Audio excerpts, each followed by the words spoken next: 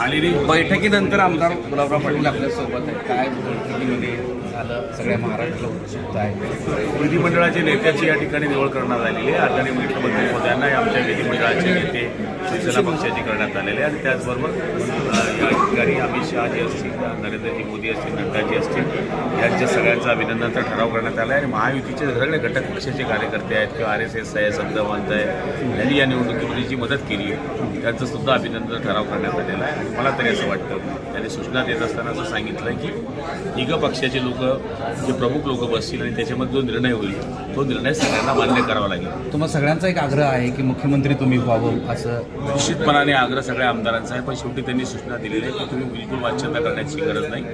जो निर्णय होईल तो तिघं पक्षाच्या नेत्यामध्ये होईल.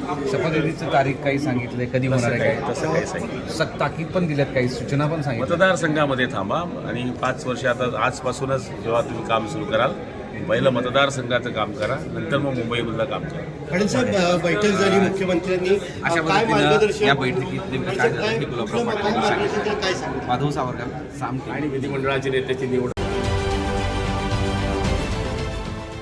देश विदेशातील प्रत्येक घडामोडींचे लाईव्ह अपडेट मिळवण्यासाठी आता साम टीव्हीच्या सर्व सोशल मीडिया प्लॅटफॉर्मला लाईक, फॉलो आणि सबस्क्राईब करा. तसंच सर्व नोटिफिकेशनसाठी बेल आयकॉन प्रेस करायला विसरू नका.